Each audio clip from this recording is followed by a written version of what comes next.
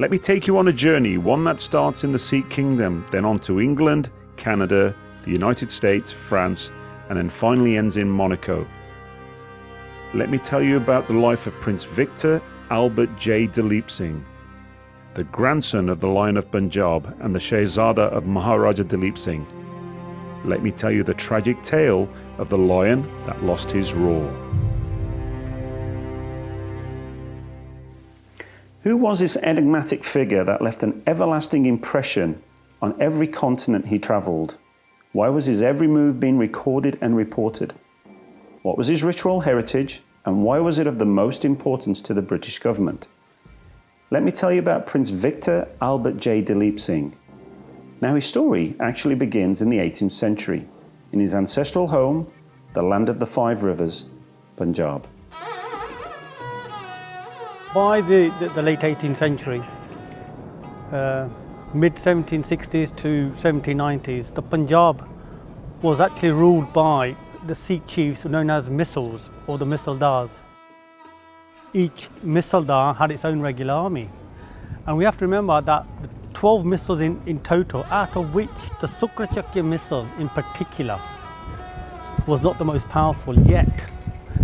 When its chief Mahan Singh died in 1792, his son, the young Ranjit Singh, would succeed his father in leading this Misl in becoming the most powerful. With the Misldars and with the old armies, Ranjit Singh had conquered Lahore, seized vital cities around the Punjab, and now it was to become a kingdom within the next 30-40 years, a very formidable kingdom wedged between Afghanistan and the East India Company that lay on its southern borders.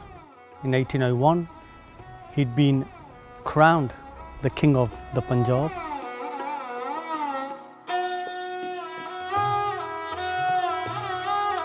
By 1807, 1808, Ranjit Singh had now become the Maharaja of Lahore.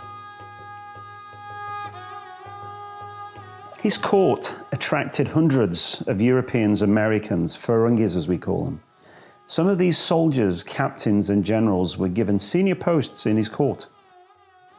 See, Ranjit Singh as a leader was a visionary, but only when his focus was on the now. When we talk about the future, it was somewhat flawed, and the British, they capitalized on this. 27th of June 1839, the day Ranjit Singh died, is when the empire starts to crumble internally. The rivalry between certain courtiers, certain nobles, clinging for power, it all led to the cataclysmic downfall of the Sikh Empire. British Empire never targeted the family specifically, it was more for the territory that they ruled. Now, the Punjab was beneficial for the empire for a number of reasons. Firstly, it was a very rich cultivating farming land, and Dalhousie noted and stated himself that this would be the first kingdom. If they conquered it, the minute they set their foot into this land, they would be making profit. With Maharaja Ranjit Singh gone, and the collapse of the Sikh kingdom unfolding, and all of its heirs being assassinated, all that was left was the young Maharani Jinder and her infant child, Dalip Singh.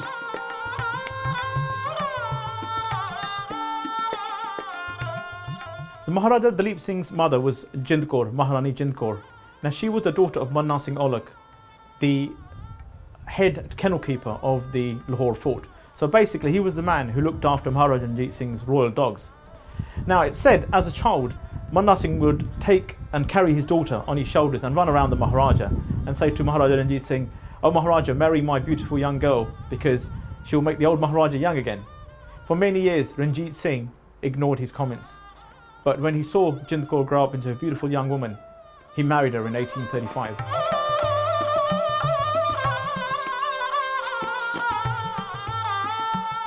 She took the reins after her husband's death and became a serious obstacle for the British.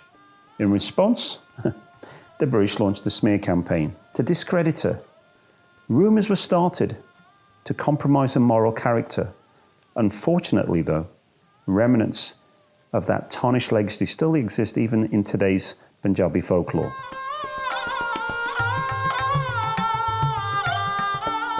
Here's a young lady who's barely in her late 20s or early 30s, has taken the responsibility of leading her people. The British now have entered the scene, are now being deployed along the volatile frontier along the Sutlej River, which forms the official boundary between Punjab and British India. This then slowly leads to a united front for Rani Jinder, where she was rallying the Sikh army to protect the motherland from invasion. After the First Anglo-Sikh War, the Punjab is effectively controlled by a British resident, Lawrence, who administers the kingdom until Dalip Singh is of age of 16 to run the kingdom himself. Jind Kaur is firstly removed from Lahore and she's imprisoned at Sherkapur Fort in around 1847. And then she's taken out of the Punjab completely to Benares, where she manages to escape disguised as her own slave girl. With no matriarchal figure, the young Maharaja Dalip Singh was left all alone. He was the only surviving heir to the Sikh kingdom, yet his destiny was not to be realised due to the conniving antics of the British Empire.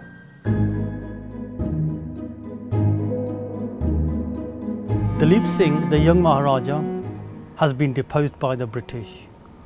The British are now in the Punjab, and the most harshest stringent treaties has been enforced upon him. It's a fantastic detailed, I believe it's over 55 pages of documents, articles relating how the British government is going to deal with Dalip Singh. And so Dalip Singh has to relinquish his empire, and in one of the articles mentioned he has to surrender the Kohinoor diamond, he has to maintain a very small army, and he has to relinquish most of his territories. A few years later, with the British annexing the Punjab kingdom, Dalip Singh, the deposed Maharaja, is sent to the United Provinces in India. He was taken to a place called Fatehgarh Park in Uttar Pradesh, and during these 4 years that he was at Fatehgarh Park, he found that his social circle was entirely of Christian people. His school friends were all Christian boys, and he found himself becoming very attached to the Christian faith. In the summer of 1854, the Maharaja left India to head to Southampton. But when the Maharaja arrived in England, he found that this so-called educational trip would never materialise, and in fact, he was not allowed to go back to India. So on arriving in England in May 1854, the Maharaja was given an immediate audience with Queen Victoria at Buckingham Palace. And she took an instant liking to him. He became part of the household. He was invited to every royal function, every party of the day. So as per the Treaty of Annexation in 1849, the Maharaja was given a pension of £40,000 to £50,000 per annum. But he never received this. His pension in the early stages was £15,000, and at best he received 25. And he spent years and years complaining about the increase in his pension. And by the 1880s, he began looking into other ways of getting at the government. And part of this was to have a book commissioned called The Annexation of the Punjab and Maharaja Dalip Singh. This Maharaja Dalip Singh and the government, it was for private circulation of about 200 copies, just to really kind of formalize his plight and what he deserved and his kind of fair share. So towards the mid-80s, the Maharaja is getting very frustrated. He's getting nowhere with his case, an increase in his pension, and he's fearful that after his death, Ilverton Hall will be sold by the government. And he himself says, I don't want my children to be turned out of their house after I die, just as I was turned out of my home when my father died. The Maharaja is a broken man. In France, his health further deteriorates and he suffers a stroke of paralysis. In 1893, whilst on his own at the Grand Hotel in Paris, the Maharaja suffers an epileptic fit and is found dead 2 days later. And such a tragic tale comes to an end. But for the Sikhs, the legacy of Ranjit Singh's opulent court continues to this day.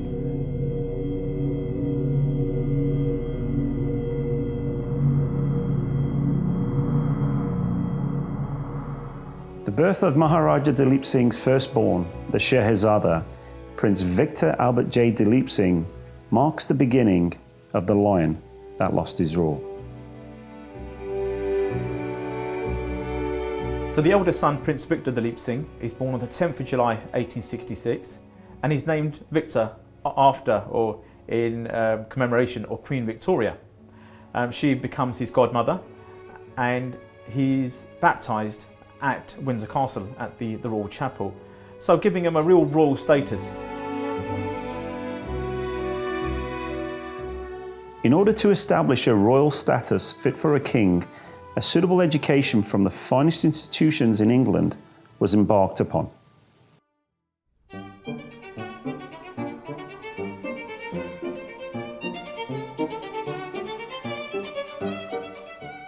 Established in 1440, Eton College, one of the grandest schools in England, if not the grandest school in England, is where Victor Albert J. Dalip Singh was enrolled in 1881.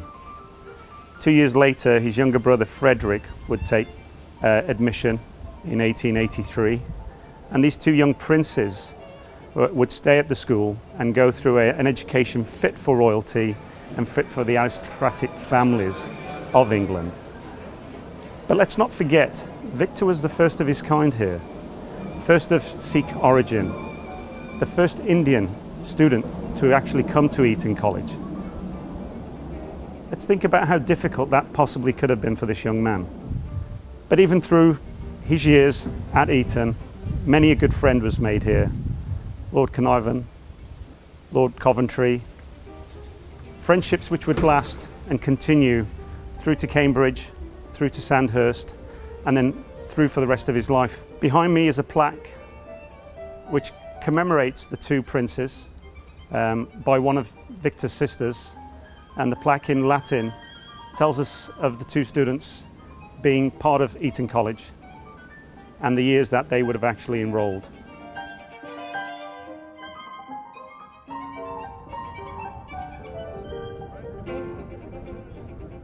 So in 1885, graduating Eton College with his good friends, the princes, the earls, the lords, they all head to Cambridge University for further education.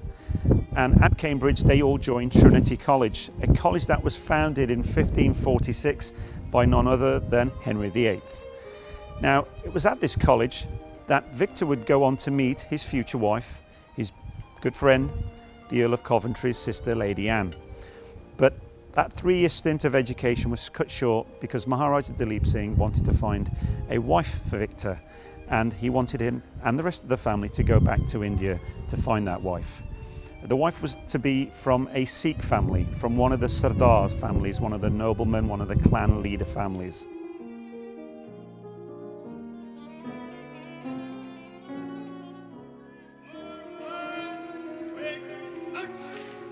The Royal Military Academy at Sandhurst. This was established in 1812. In 1887, at the age of 21, His Royal Highness Victor Albert J. Dalip Singh would join the Academy, but only through a special letter of dispensation provided by his godmother, Queen Victoria, making Victor the first of Sikh origin, the first actually of Indian origin, to join the Academy. Victor goes on and spends 2 terms here at the Academy, graduating in December of 1888, at which point he joins the 1st Dragoons as a lieutenant.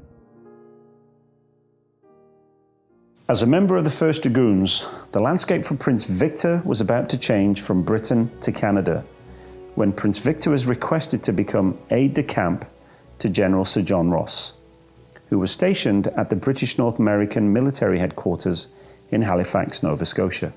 Less than 25 years after Canada's Confederation, signalling the birth of a nation. On September the 18th, 1888, Prince Victor leaves Liverpool harbour on the steamship Caspian.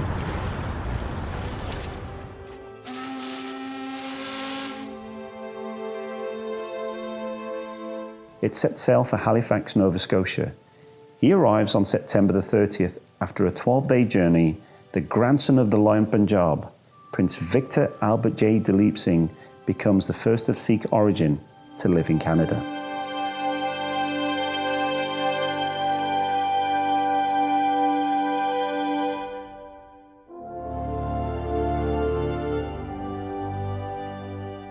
The most important thing about Halifax at the time was it was both the centre for the British Navy in North America, and it was the centre for the British Army in North America. So what was daily life like in Halifax, Nova Scotia for Prince Victor? Where did he reside, and what did he do as aide-de-camp to General Sir John Ross? The property he rented was not a particularly old house. The three houses that were all identical were on the corner of Hastings and Spring Garden Road. Henry Peters was the contractor and builder of the houses. He may also have been the architect. And they were built in 1879, 1880. So by the time he arrived, they were not particularly old structures. He was actually what was called a supernumerary aide-de-camp, which meant that he actually didn't, as Queen Victoria's godson, do anything if he didn't want to. The Prince attended all those things when Sir John Ross went to a ball, when Sir John Ross went to dinners. He would probably have attended all of those with him. Also because of his polo, he was probably playing polo from time to time, either at the polo grounds off of Quimple Road or up at the polo grounds at Fort Needham. I think he liked enjoying all the best parts of being in the army without necessarily the worst parts. Even though he was the godson of Queen Victoria, the vilification of his character continued in the press by the American tabloids. It appears that probably Victor left, the date of the documents is the 11th of February, 1890. So, and they indicate that the Prince is no longer here. And Mr. William T. was a caterer in today's terms, put in a bill that the Prince owed him $40. And this all goes through the court, and you discover that when they do a valuation of the Prince's worldly goods in Halifax when he left, it adds up to almost $752 and some cents. So almost 20 times the $40. So where the stories in the American newspapers that he, stole away in the dead of night to get away from all these creditors who he owed money to is very hard to understand based on what we know in Halifax. The British government were always trying to find ways of giving the Singh family bad press, if indeed they simply put a little pressure on the American press, and the American press who agreed to always show him in the worst light. They did this earlier when they claimed that he was perhaps going to marry the daughter of a wealthy New York banker. Now this financial legacy, which was not always true or accurate, does eventually catch up to Prince Victor. So you're forced to remain in a circle of peers who are members of Europe's upper crust families, born into aristocratic homes, and like yourself, they are lords, they are earls, knights, princes of the British realm. Yet you are a Maharaja in exile, the heir to one of the richest kingdoms of its kind. The actual extent of your rightful domain is far greater than theirs. Your social circle, they enjoy the best luxuries that money can buy, yet your wealth is capped at £8,500 a year. It doesn't take a great genius or a mathematician to understand why bankruptcy notices became Prince Victor's calling cards. So in 1890, he returns from Canada as a captain in the 1st Dragoons. His high-ranking friends such as Lord Carnarvon, the Rothschilds, the Earl Durhurst, who was his friend from his days in Cambridge. Lord Carnarvon, he travels with him to France, to Monte Carlo, and even Cairo, where Carnarvon discovers the tomb of Tutankhamun. In 1898, he marries the sister of his best friend, Lord Derhurst, Lady Anne Addis of Coventry. The marriage is one of the high society weddings of its day, done in a very trendy part of London, with all the nobility and all the lords and earls of the day attending this grand wedding. Soon after the wedding, Queen Victoria calls upon Lady Anne to Buckingham Palace, and she asks for a promise from her. She basically tells Lady Anne that she must promise her that she never gives Prince Victor a child. And secondly, she requests her to take the prince away from the United Kingdom, take him anywhere in Europe. So in 1902, at the age of 36, His Royal Highness Prince Victor Albert J. Dalip Singh faces his own exile. By the request of Queen Victoria, they're asked to leave England. Why? Because debts were accumulating. Debts were up to £118,000 now. But was that all his own fault? I fear not. It was a lack of funds that were being provided to him by the India Office. So let me paint a picture of Europe at the time of Victor's residence here in Paris. This was a place of opulence and extravagance. The society people were going to balls, and if you could, you would go to the costume balls. Opera houses were being frequented. None other than Pablo Picasso was going through his blue period here in Paris. These would have been some of the surroundings. It made a lot of sense for Victor to have chosen Paris as the city outside of London. But these apartment buildings were no Elvedon Hall. These apartment buildings were no Hawkwood Hall. They were quite humbling. But maybe that's what they were looking for. A token Indian prince with no wealth and no control over his own destiny. A person whose wealth, whose father's wealth, whose grandfather's wealth was one of the richest kingdoms in the world, had all been taken, and a petty pension was being provided.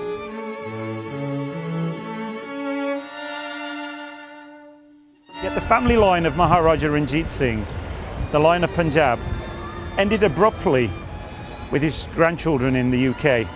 Was this just simple coincidence, or was this strategic? Was this just because their children had no offspring, or was it because this was a government plan to end any claims to the Sikh kingdom and the Punjab?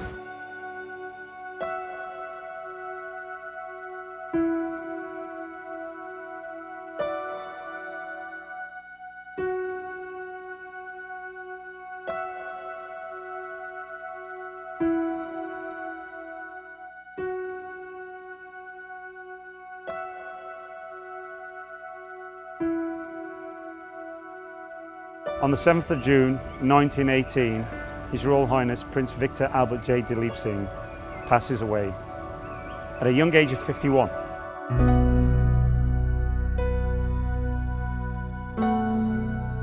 He leaves this world with just his wife by his side. The grandson of the line of Punjab, the son of Maharaja Dalip Singh, is no more. The heir to the throne is no more.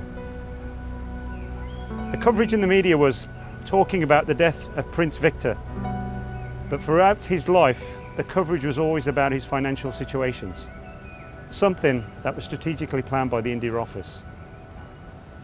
Queen Victoria, her godson, is no more.